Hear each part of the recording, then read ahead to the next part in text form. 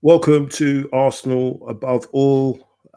We've just finished the another North London derby, an unbeaten North London derby, but man, we left it late. Leandro Trossard coming up clutch again with a much celebrated equalizer for good news everywhere. I've got Melvyn back for his second appearance after his brilliant first one. Been trying to get him back on for ages, and he's back on. So I appreciate you coming on tonight, Melvyn. And I've also got the man Neil. Thank you. And we're going to talk about the game and all the bits and pieces and the Champions League, the return to the Champions League against Seville, which is a massive game now, especially off the back of the performance today. But before we go any further, I think we'd just like to pass our condolences on to the family of Bobby Charlton, who passed away earlier today. It goes without saying, one of the icons of the game. He for everyone that met him and the way he carried himself, he was a gentleman and not just an amazing player, but also a gentleman. The way he carried himself. So a sad day. Someone who had the England record for almost 50 years of the most goals scored. It was 49 goals. That's him here at Highbury. Maybe Melvyn was at that game. Who knows? Probably was. 99% I was. Yeah. Sad day for Manchester United and England fans and football fans in general, really. So obviously, at least he joins his brother up there, and hopefully the Charlton family can rest in peace. But yeah, we've got obviously some bits to talk about of today's performance, and we'll do all of that after this.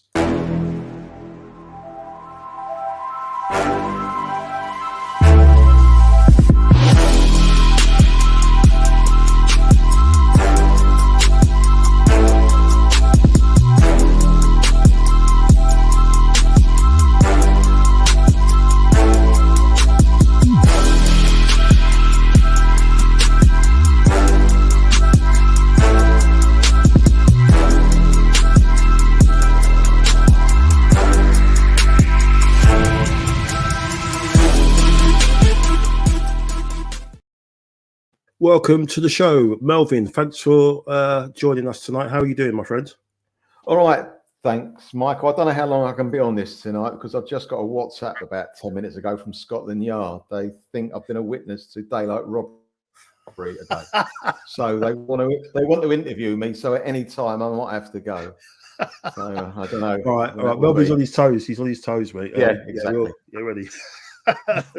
Nice one. Thanks for joining me tonight. And I've also got Neil Shah. Neil, how you doing, my friend? After that, I always worry with Melvyn because when he starts something off, a statement off, you actually falling for it, and you think, "Oh no, what's happened?" And it always ends up being his dry humour. He's very good at it. So thanks, Melvyn. I got panicked. I panicked there for a second. Well, thanks for having me on, guys. And appreciate being here again. So looking forward to talking about our performance. Yeah, good stuff. Thanks for your time, gents, as always. So let's get into it. Obviously, as it always starts off, obviously the international break came. It looks like it came at a really bad time. Obviously, we're all buzzing and floating after the win against Man City, and obviously that first half performance. It seemed like a few of our boys were jet lagged, to be honest, with all the international traveling about they had to do. But obviously, we'll start with you, Melvyn, with the lineup.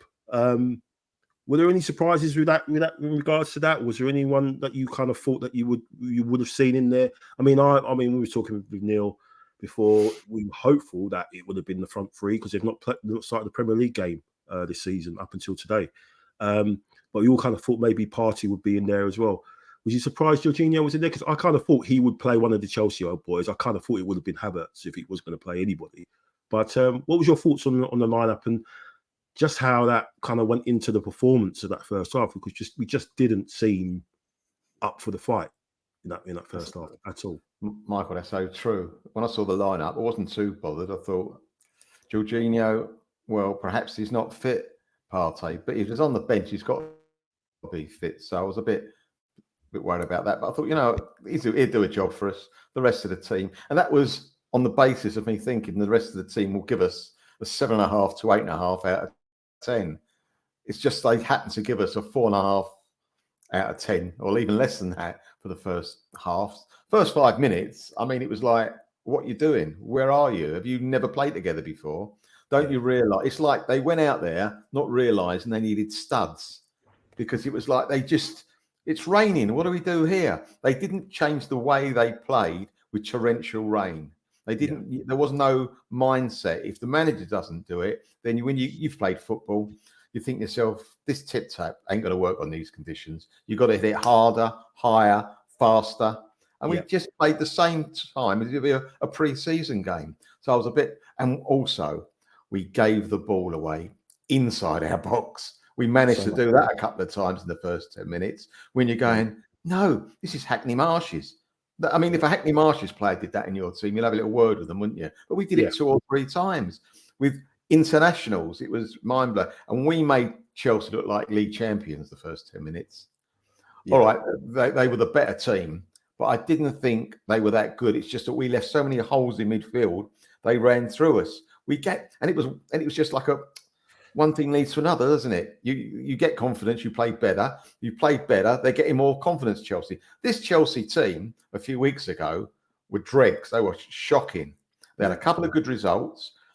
Results, not necessarily performances, but today they look like they're a really, really good team. And it was down to them, surely, but also it was down to us. We didn't put in a challenge. We were lightweight. Jorginho, in this type of condition, the weather like it was, looked lightweight. And I've got to bring him up. It was my pet hate today, if you like. Horrible word, hate. My pet dislike today. And I'm looking at him going, how are you still on the field, sir? Odegaard. I don't think he won any 50-50 or 40-60 in his favour ball. I don't think he hit a forward pass. I mean, talk about go missing. I mean, I just can't believe he came out for the second half. I would have brought him off. I know as a captain, so you can't do that. But I might have brought him off on Hackney if I was a Hackney Marshes manager on 30 minutes, because you can tell he ain't going to do it. Nothing's going to change. He's not going to hit a 40-yarder in the back of the net. He's going to play that game. And because of that, Saka first half, we're having a mare as well. He just couldn't get away from the left back. He was just getting bullied, I thought. He was just letting the guy bully him. He was, you know, we know that Cucurella, he's a bit of a hothead anyway. He's a bit wild, you know, with his hair. Baby as well, and he's a baby as well. He is, he throws himself down. You know, he just allowed booking me. What's going on? He allowed himself to get intimidated by him a little bit, you know, and he just kind of got bullied. And I don't know if you noticed it, but there was loads of times where they had a coming together, and when Saka laid the ball off, Cucurella would just push him. He would just push him in the back. On one article, sorry, Michael. In one part, I think in the second half, after he'd been booked, he pushed him 3 times. Saka didn't even have the ball. Just pushing him and pushing him, thinking, what? And a couple of, you know, it was very frustrating being an Arsenal supporter. And basically, I'd given up. I'd given up hope. I'm sitting there going, right, the next league game we got is against Sheffield United. We start again. It could have easily been, though, it could have been 3 or 4-0. The goalie made a couple of howlers. You're thinking, no, what you're doing. We had a couple of defensive errors as well. As I say, there was nothing. The only thing in midfield, he played like 3 players today, Rice. I mean, however bad the rest of them were, he was the only one that actually put his chest out and go. And I thought Martinelli tried, but he never went on the outside. Martinelli tried as well. But he didn't go around the outsiders. For some reason, he stopped doing that. But it was just one of those, you're thinking to yourself, have we gone back 10 years today to where we played these decent teams and certain of our good, very good players went missing? Because I could name 3 or 4 today that went missing. I mean, Evan Jesus, who's a great player, he couldn't, I don't know what he was doing today. He didn't have any idea when to control it, when to pass. And when it became a couple of times, him and Odegaard into passing, they were on different planets. One was running one way, and one was giving the ball. It was a comedy of errors. And to get to half time 1-0, I thought that was a result. I thought that's good enough for me. Yeah. What was your thoughts on it, Neil? Because you know, I think as we've kind of said, you know, many times, there's ways to. If you're going to lose a game, obviously we didn't lose. But if you lose a game, you know, and you've gone all out, you've put in a performance and everything, and you lose, you can say, okay. But if you put in a performance like that, And up to 77 minutes, it looked like, as Melvyn was saying, I was looking at, okay, we've got Seville, we've got to regroup for that. We've got Sheffield United at home, we've got to bounce back there. What was your take on that whole performance? What was it? Was it just us not reacting to the conditions? Was it the way Chelsea set up? They just didn't play forward, so they just totally packed the midfield. It was literally a wall of blue. And obviously, as Melvyn said, I thought, someone like Odegaard just went missing again in a big game. That's not the first time he's done it. I think he went kind of missing in the City game and the Spurs game. But what was your take on that performance? Just a bit like Melvyn was saying. I don't think we were going back to that sort of performance where we were just totally looked like we were intimidated and just weren't up for the fight. Yeah, I mean, I think the hangover of the break affected us in a negative way. When we got that win against Man City, and what a great win it was, I at the time thought actually the break's come at the right time, because actually we just take a breather. Saka can get some rest finally, because he obviously didn't play that game, and maybe that extra time would give him that recovery space he needed, considering he wasn't going to go to England, thankfully, for England duty. And I thought actually it might not be such a bad thing, but now with hindsight, I think it's worked against us. I think it would have been better not to have had the break then, and we could have carried on that amazing momentum from that game. I thought we were completely disjointed. I mean, yeah, you're right, Melvyn. I think you're spot on about the weather and not adapting. I felt that we were just disjointed all over the park, everywhere, completely disjointed, totally bossed in the midfield. Apart from Rice, I would say I think he was our man of the match. I don't know whether he was given it officially, but I thought he was man of the match for me. But I just felt that we didn't have the balance and the authority that we've seen of late. Saliba and Gabriel didn't even look like a partnership. They've been so commanding. We had that amazing record. We hadn't conceded away since March against Forest, I think it was. That's some record. Not to concede away, not even one goal. I mean, that's superb stuff. And then all of a sudden, we just find ourselves in a situation where, again, Melvyn said it, it looked like a throwback to a few years ago where all the big six or the top four were just smashing us to pieces. And I thought, oh my God, is it going to be one of these days again? And we didn't deserve anything. It's different if you're performing well and things just not going your way. And I think in a weird way, that's sometimes even harder to take. But at the end of the day, when the final whistle goes, you can say, all right, credit where credit's due. We played well, but we just lost to a better team. But again, it felt like I think the Tottenham 2.0 for me, they played the best game, and against probably one of our worst games, if not certainly our worst game in the Prem, maybe on a par with the game against Lens, and we still managed to get a point out of them, and that's away too. So I actually see it as a win, guys. I see it as a win because I had given up as well. I thought I can't even see us scoring one goal, let alone two.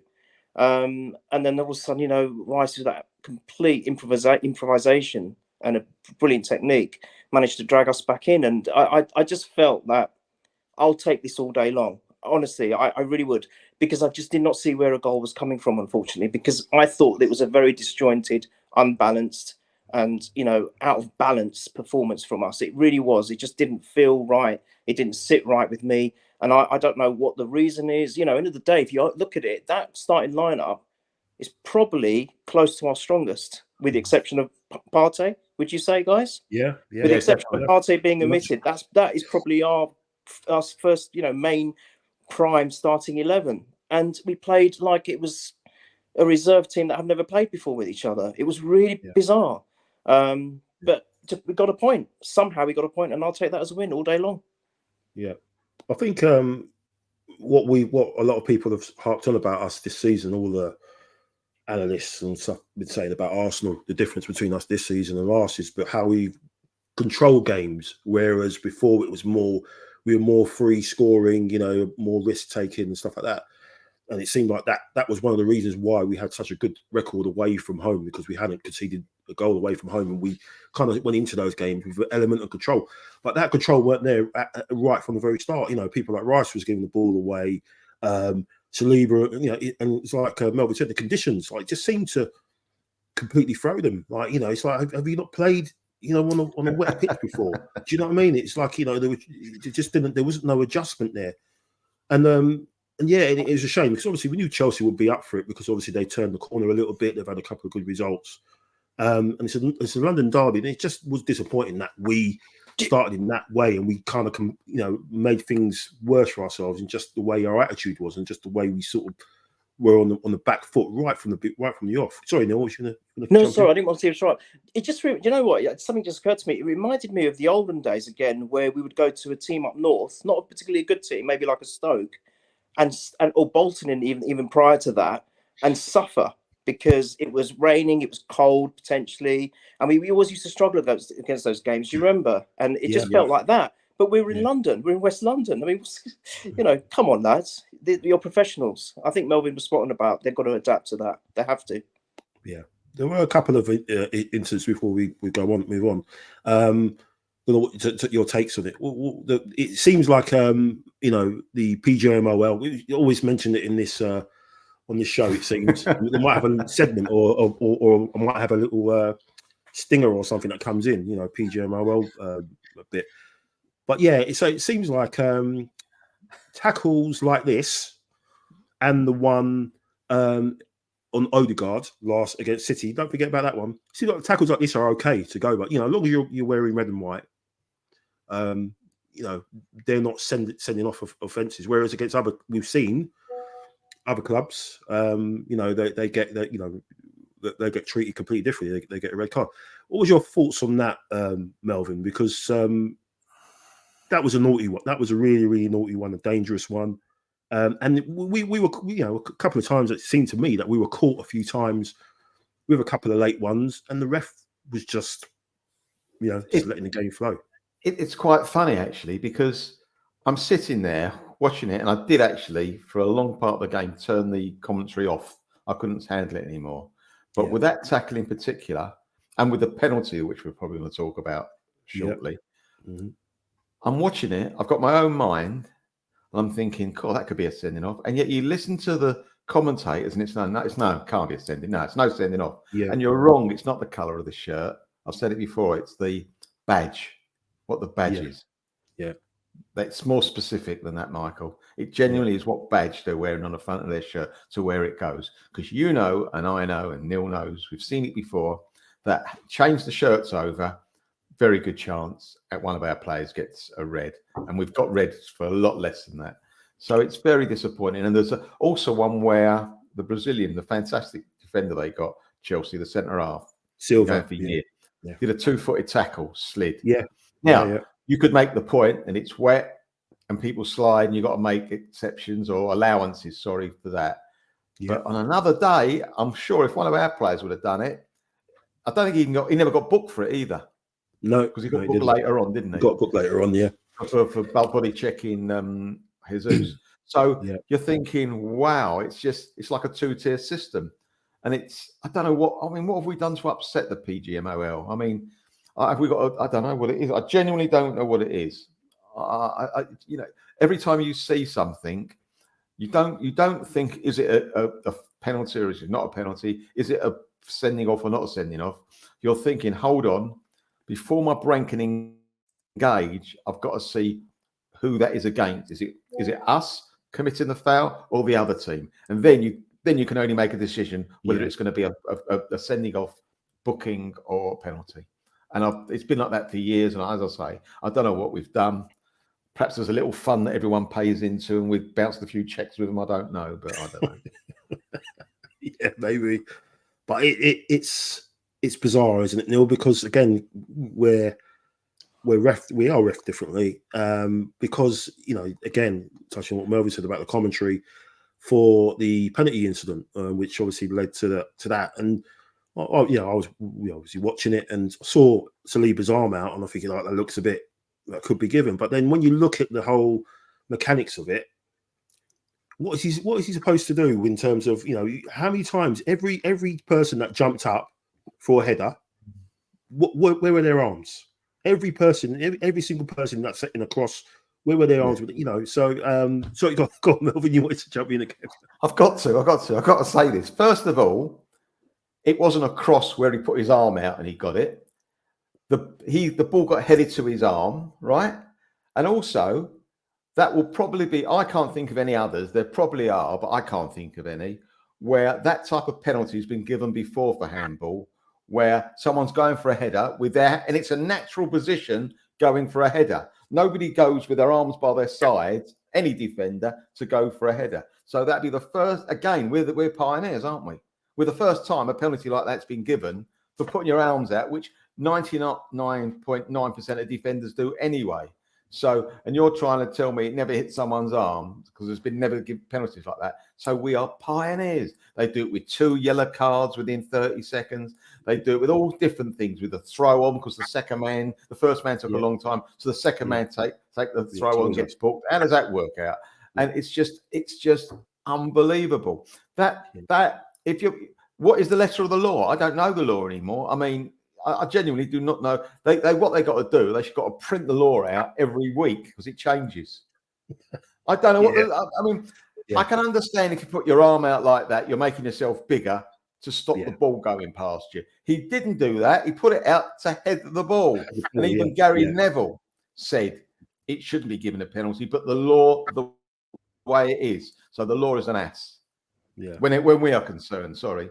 Yeah. You'll see another one in a week's time. It won't be given. I bet. 100%. What was your thoughts on that, Neil? Because it was just, again, it's just ridiculous, isn't it? I mean, just get. How many times have we said on the Purely Arsenal podcast? 12. We're up against 12, or maybe if you add the assistant refs as well. But what was your thoughts on that, Neil? For me, it was a penalty, 100%, and I just found an envelope from the PGMOL, whatever they're called, with £1,000 in it. So penalty all day long, 100%, definitely. Well, that's what it is. That is what it is. It's corruption. I know I get blasted for saying it. Oh, you can't say there's corruption in the game. I'm sorry, it's constant. I mean, you take that game where Declan Rice and Odegaard could have been smashed. We had serious career-threatening injuries or season-ending injuries by the same player, and nothing was done about it. And then you had this one today on Jesus, and then you said later on on Odegaard, and then you get this. And Melvyn came in and said exactly the right thing. I mean, end of the day, how the hell are you supposed to leap up in the air? What do you do?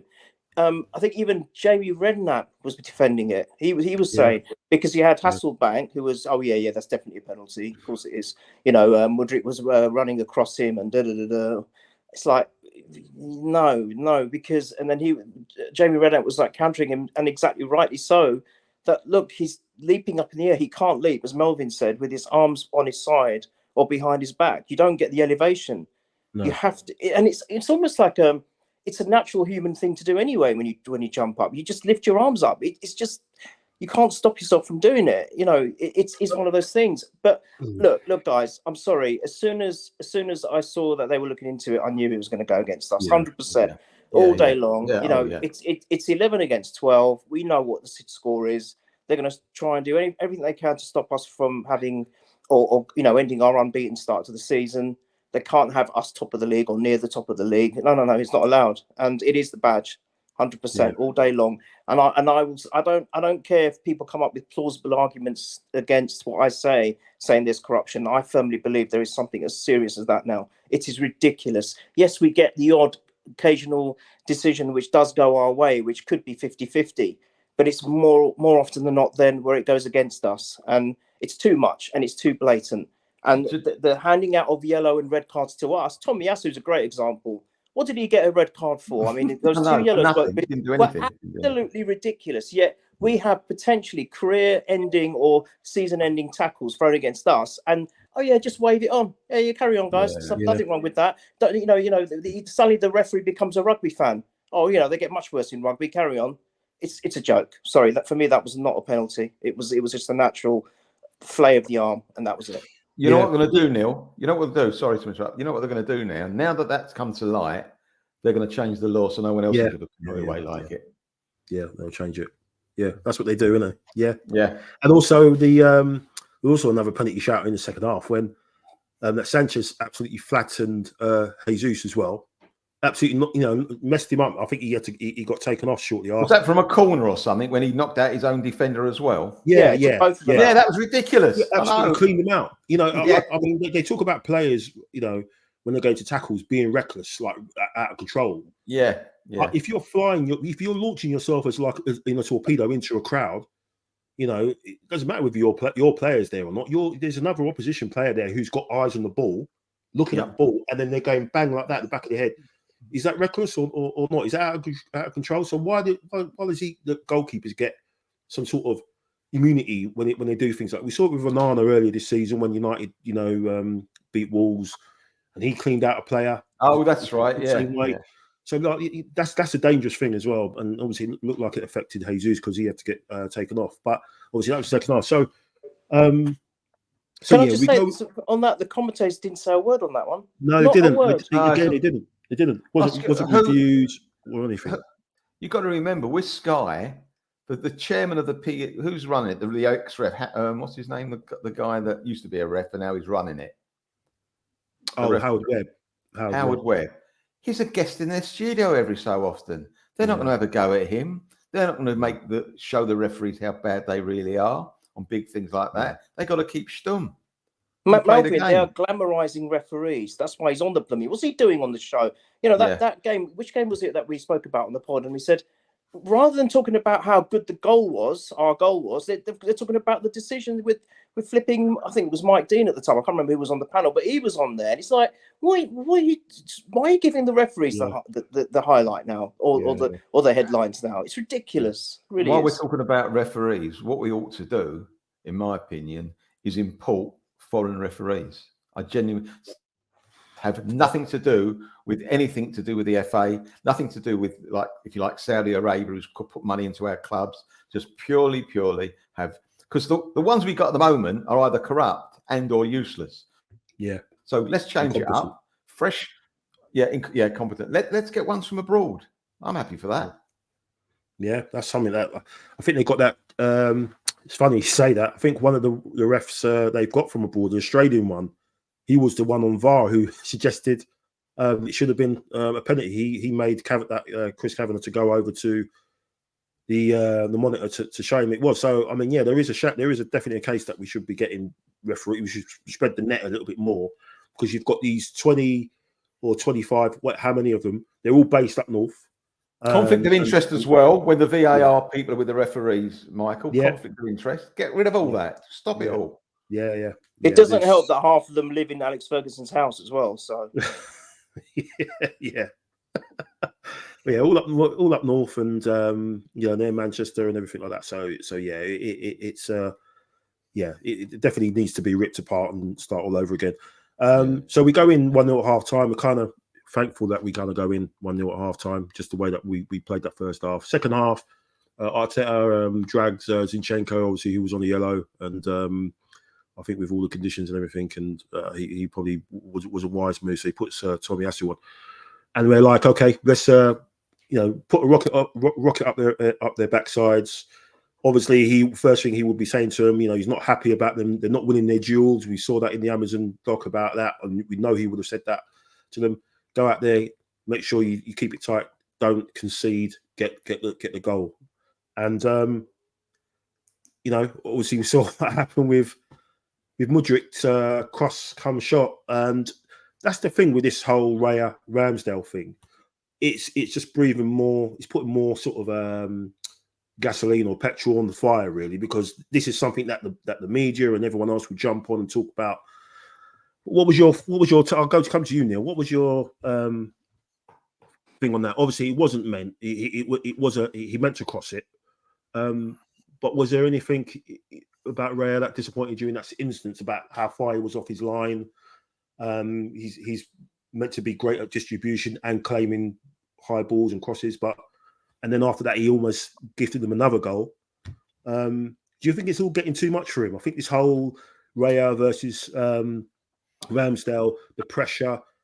He's playing for a massive club, massive stakes. He's not at Brentford anymore, where you can chuck a ball in the back of the net. No one's really going to say anything, or you can hit a ball out, straight to a forward. No one's not really going to say anything. It's Brentford. But do you think it's kind of got to him a little bit? Do you think it's all the pressure and all this, and is that of Arteta's making? I said the same. I think as we always, or Jack's podcast, can't remember it was. I said that I think this thing about the competitiveness between the two is actually is detrimental. It's not a good thing, because what it does, especially probably on Raya, because he's more the newbie out of the two, is expected to perform. Ramsdale's not a bad keeper. I think he's everyone's got their flaws, but generally he's a good keeper. And the fact that you've got someone who's come in and taken his place, that obviously puts pressure on them straight away. That, well, I've got to really even be better than what I was or what I was going to be if say he was just coming in to replace an outgoing keeper, or we never had a true number one, if you like. And I just feel that there's more pressure on him, and he's probably thinking that any little tiny error that I might make is going to be scrutinised, and I think it's detrimental. At the moment, for me, especially given the last maybe 2-3 games, he just hasn't. Look, it was at the last game against City that he improved in the second half, and he was doing better. He does do that, and even in this game, he initially made that mistake, but then he did a great recovery to stop us, going even further down. But generally, I just feel he's very nervous. He's not. I think it's unnerving him, this whole situation. I really do. And his positioning was awful, because it's not just the fact that he's out of position for what was a speculative goal, which I think was definitely meant as a cross, but it just happens to go in. But even if it ended up being a cross, he was still way too forward to stop a Chelsea attacker from planting that ball literally into an open goal, because he wasn't in position. So you've got to question what he was doing there, what his thinking was. On Sky, they were saying, oh, maybe because he's trying to be aggressive, so he was more forward and whatnot. But I think there's a time and place for that. And you've got to get the timing right. This was not the time and place for it. I think he was definitely at fault for that goal. Sometimes we find it, we attribute a blame to one or two players in a goal, but then we say it might be a bit of the collective as well, responsible. But I think this time, none of the defenders could have done anything. That was just his positioning was bad. So I'm look. He's a good keeper. Let's not get away from the fact that I think he's a good keeper, but he's just going through a bit of a blip at the moment with his confidence. That's what I think it is. The fact that he's shorter than most keepers don't help, but what he makes up for in his other attributes probably kind of mitigates that. But I think at the moment, I was thinking to myself, would it be worth now bringing Ramsdale back in? But then what does that do to his mentality, that he's had a bit of a blunder? He's dropped immediately, but I guess that's what squads are for. If players are going through a bit of a bad patch, at the end of the day, we've always said it's about the good of the club. As much as you might like a player and want them to do well, of course we want all our players to do well. We still got to think about the club first and foremost. And if it means at the moment that maybe he needs to be taken away from the limelight just for a bit, and maybe bring Ramsdale in, I think maybe that's the answer for the moment. But I'm not the manager, so I can't. I'm just giving my opinion. But he's lacking confidence for me. Yeah. I mean, we've got obviously big trip back to Spain on against Seville. Melvyn, what would you?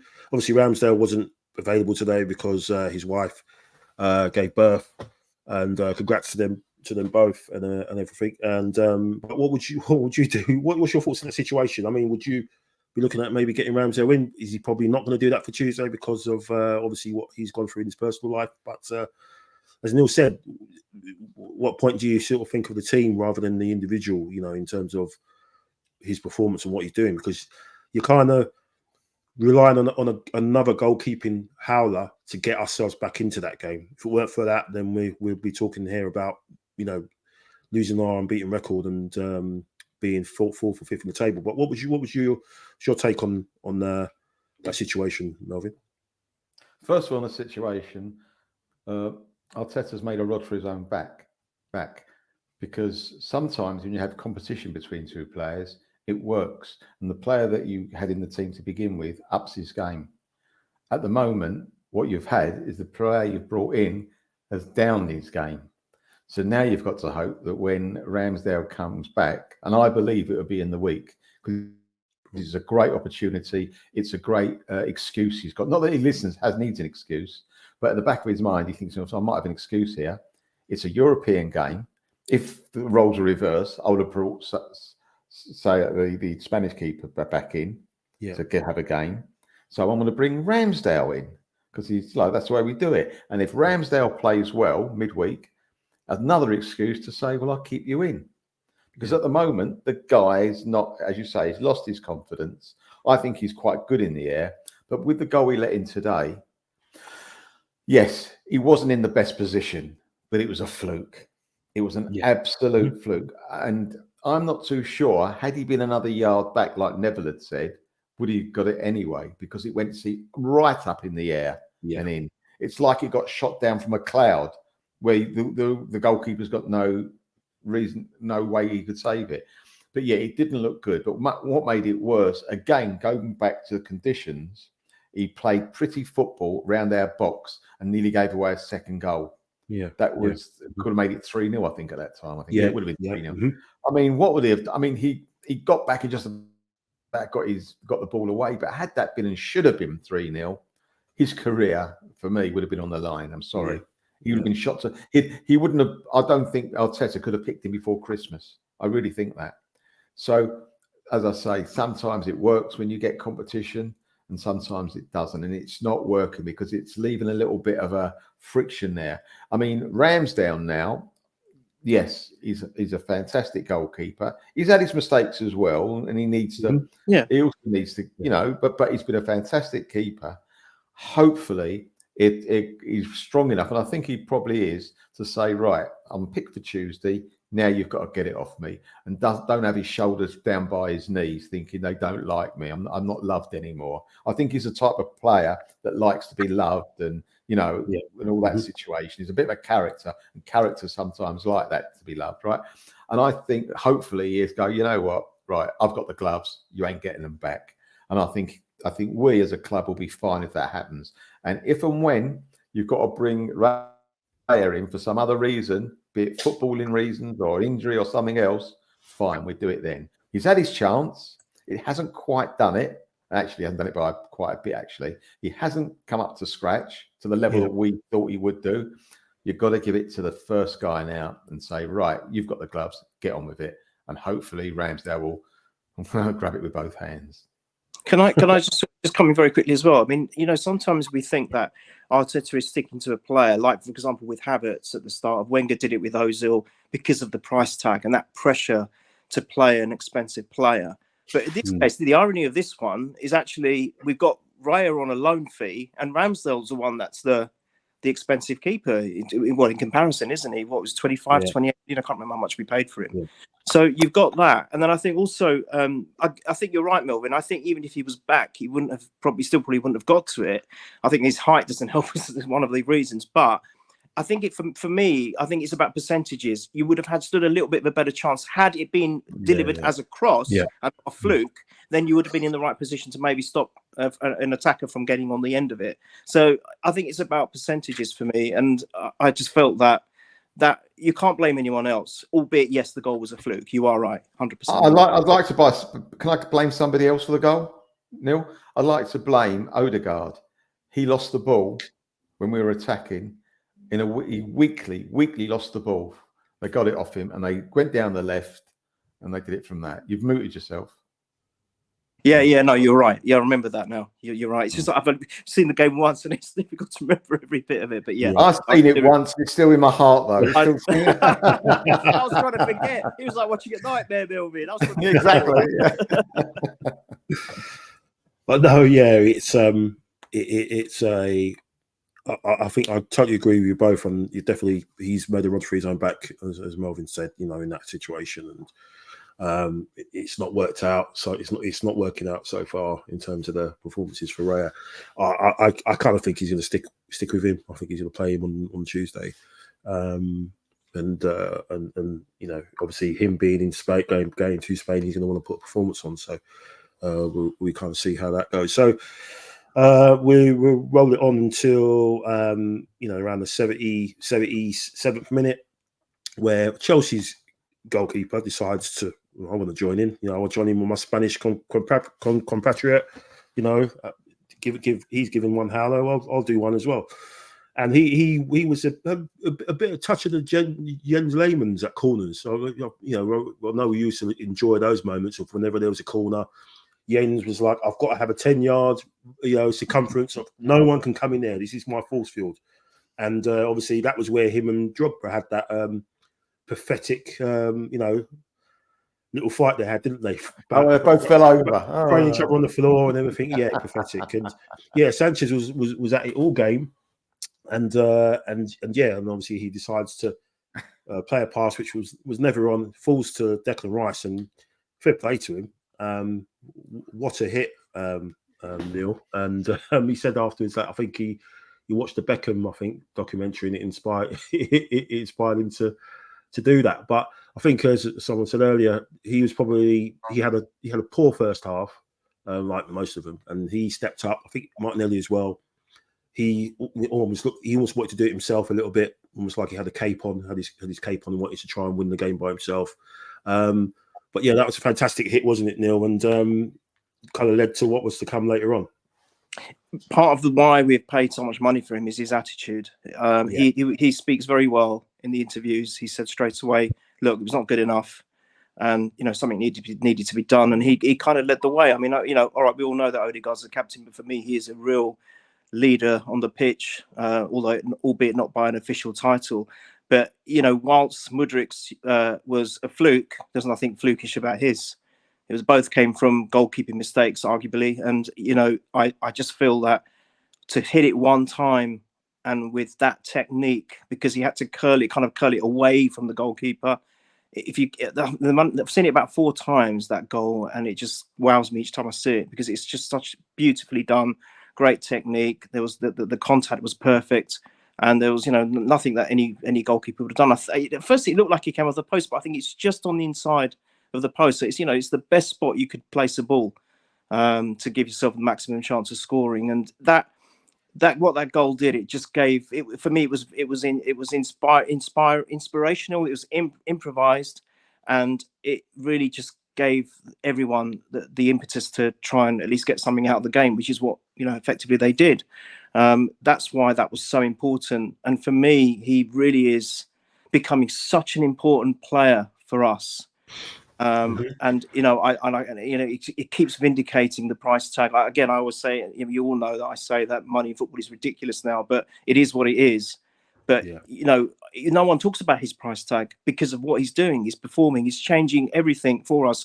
If we didn't have Declan Rice today, we would not have won. We wouldn't have got the points out or got a point out of it. I really don't believe he would have. He really did drive the team on for me, especially in that second half. Yeah, 100%. It's a bit like what you said, wasn't it earlier, Melvyn, about Odegaard? That was the captain stepping up and doing something, and when you needed it. And whereas Odegaard all game, he was just really weak, giving the ball away. Just seemed to just go missing again. Just seemed to disappear, which is not what you want in a game like that. And we're not going to just say things without any context. We know there's been times where Odegaard has stepped up, when, especially at home, when we needed a goal, and he's been the one that's to drag us through. But the last couple of games, he hasn't been.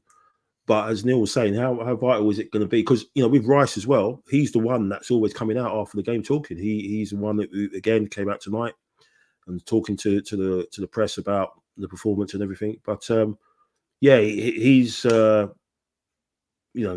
run out of superlatives for him. But he's honest as it is, as well, Melvyn, which you've got to say, because he said some things. We weren't at it first half, credit to Chelsea, but I was sloppy, and then that just led to the performance. So he's holding his hands up, and it's refreshing to see that, isn't it? I think he should be our captain. Come on, boys. He should be our captain. However, well, even if Odegaard plays to 8 out of 10 every week, which he doesn't, he plays 8.5 some weeks, 5 today or 4 today, but he is a proper captain. We haven't had anyone like that in the team for a very, very long time. We have peripheral captains, I call them. He ticks every box for me for being a captain. He leads by example. He's the type of guy you look at when things aren't going well. As you say, he speaks very well. He's got a cool head. And for a guy that gets stuck in the midfield, he doesn't seem to get booked. He's got that ability to do so, because he's got that ability to just get the job done without actually being stupid. He's got a football brain in him, and he's got a brain higher than that, not just with football. He gets the whole thing. He's got the whole package. So for me, he's just he should be our captain. I mean, we spent 100, 105 or whatever it is. Had he still been playing for West Ham and playing to that level, next year it'd have been 150, 200 with what's going on in football, and we wouldn't have seen him for dust. He'd have played once at the Emirates, and that'd be it when we play the Man City, whoever bought him. So we've got to be a bit thankful there that the club actually saw what was going on. Every time I watch him, I think, oh, brilliant. Every time he gets the ball, he's going to. What I like to do, I like what he does when he powers forward with the ball. Yeah, and then he draws, and by doing that, that he's drawing other players away from where they should be. Yeah. So he's just amazing. He's a fantastic player. Terrific, and he should be our captain and end of, in my opinion. Yeah. For me, I've always kind of found that we never filled. I mean, yeah, of course we had Vieira, which was a phenomenal talent, and a captain as well. But for me, Tony Adams, we've never really replaced that kind of character as a captain. And I don't know if you agree, Melvyn, but I think Rice is probably the closest we've come in terms of character, the way he drives everyone and, drives the team on, and his attitude and his leadership qualities. I think it's the closest we've got to modern day Tony Adams. That's my personal opinion. The only difference is obviously Tony Adams came through the ranks. He hasn't, but he's still young, and I think he shows loyalty, and I think he's going to stay with us for a long time, hopefully. Yeah, with captains as well, Neil, you want a captain that will run through a brick wall for you. And I'm afraid with Odegaard, that's not the case. No, 100%. He when he's good, he's really, really good, but he doesn't. Rice will run through a brick wall. Yeah, Rice is pretty much 7 out of 10 at least almost every game, isn't it? The first half today was off, but then everyone's was. But he pulled it out. He pulled it out the bag. He got the goal. And he saw how he reacted to that. But yeah, he's a 7 out of 10 every game, and that's what you want, for any player. And one player that obviously came back and normally gives us 7 out of 10 was Saka after. Getting his usual treatment from the opposition fullback and the lack of protection from the officials. Stepped up right at the end, obviously with a lovely cross, which fell to the feet of Neil's best mate, the guy he says that should be the first name on the team sheet, the Belgian wonder, Leandro Trossard. I mean, great moment for him. I think that's the third goal he's scored this season. I think they've all come from the bench, which is kind of good, but it's also kind of a reason probably why Arteta doesn't really trust him to start, maybe, because he's normally the first person he pulls as soon as things kind of go wrong. I mean, I know he came off against City because he was injured, wasn't he? But at half time. But what a moment, Neil. For Trossard, and does that, obviously he's probably not going to start on Tuesday, but isn't it great that we've got a couple of game changers? There's 2 games in a row that someone that Arteta's brought on has made a massive or significant impact in the result. Obviously, the 4 substitutes combined for the goal against City, and obviously Trossard comes on and scores. So, for all his faults at the first half and the way he set the team up, Arteta did seem to sort of pull it out the bag with that substitution. I think that's one part of the game. I won't talk too long because I'll let Melvyn go. But I think that's one part of the game where Arteta's definitely improved his substitutes and his decisions of who to bring on. I think we've got 5 substitutes that have come on and scored this season. Only second to I don't know who it is. I don't know which team it is, but second to a team which has got 7. I read a stat before we started recording. So, that's quite impressive. 5 of our substitutes have come on and scored. But you've heard me so many times. I'm going to sound like a broken record what I think of him. I think he's an exceptional player. Yeah, he's had a couple of moments where he hasn't played the best. But I think generally, someone who doesn't get a constant run it's going to be a bit indifferent at times. And I feel he's got so many good qualities about him. He's a very different player to Martinelli, but he's effective in a different way, if that makes sense. Martinelli has got injection of pace and energy, etc. But Trossard just gives something more, maybe more technical, I feel, and he finds himself in great positions as well. I mean, end of the day, that's a great cross from Saka, who didn't have a great game, but he still gets the numbers. He just somehow finds a way to get the numbers, doesn't he, in the stats? But you still got to be at the end of it, and you've got to have the awareness of where to be in your positional play. And their defender maybe could have done better, but at the end of the day, who cares? He was there, and it could have sparked another amazing comeback of ours. It almost did, with Eddie obviously a little bit later coming close. But I think when that went in, I was happy for the final whistle to blow, because I thought, wow, I would take this all day long, because we didn't deserve it. Let's be honest, lads. We played good effectively good for the last 15 minutes of the game.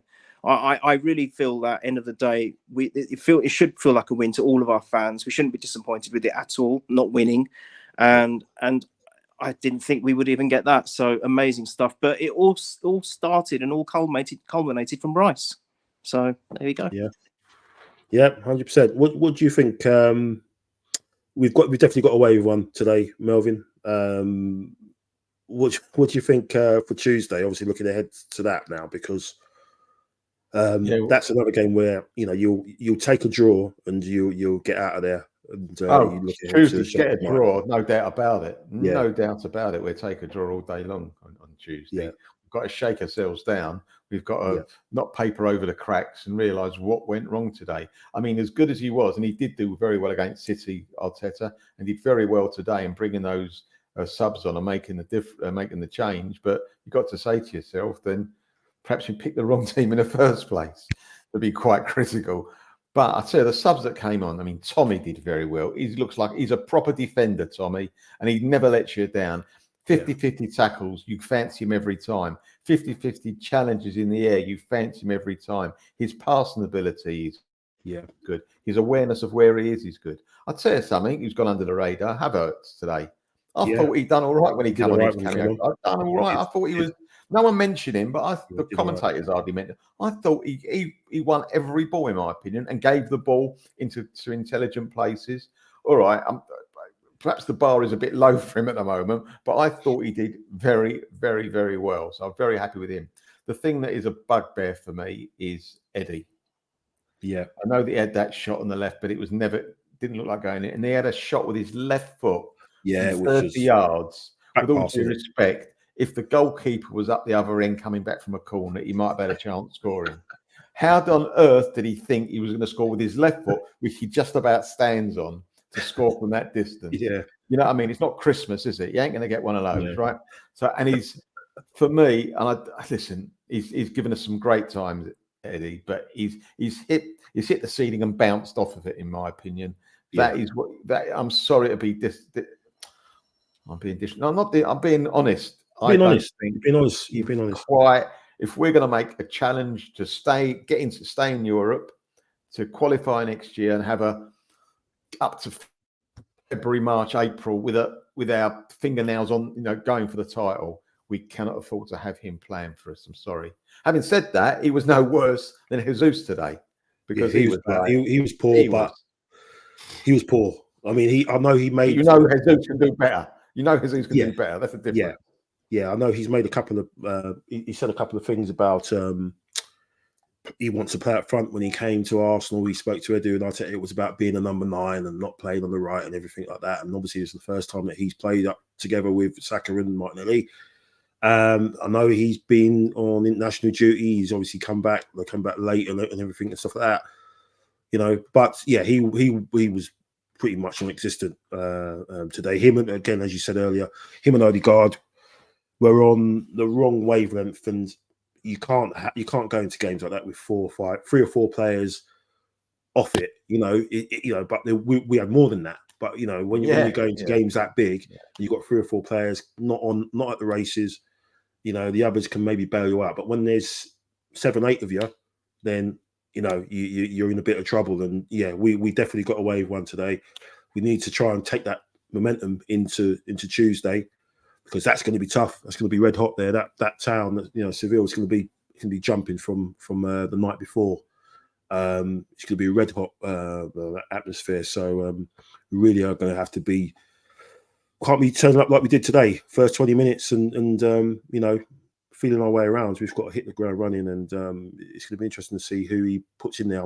I would kind of hope that Partey comes back in there instead of Jorginho to control the midfield a bit better. Control the midfield a lot better, and the physical side of it as well. Because I think if you go to Jorginho, we saw today he was getting run around by Enzo and Caicedo. They were making him look really slow, and the two young boys, Gallagher and Palmer, they were making runs off him, and he was struggling big time. So we kind of hope that he can come back in on Tuesday. But gents, I won't keep you any longer. I know it's Saturday night, and I know you're busy men. You've got lots on, and everything. Your social. I'm meeting Melvyn down the. We're going to go to the old nightclub in about 20 minutes, isn't it, Melvyn? Yeah. You got your glam ready. I got my white suit ready. Yeah. That's good. White suit and me gold. I know it's Saturday night fever, isn't it? Yeah, Saturday night fever. Yeah. you need to get that game out of your system. So yeah, go and dance the night away. But I appreciate your time, gents, as always. Thanks for spending your evening with me. Thanks for everyone watching, downloading. You can obviously catch us on YouTube, Acast, Spotify, and Anchor as well. We'll be back with a Champions League roundup Tuesday night. Hopefully it's a good one. We've got a good result. And then obviously we'll be back at the weekend following that and the Sheffield United game at the Emirates. So fingers crossed we can keep this unbeaten run going. Just keep doing what we need to do.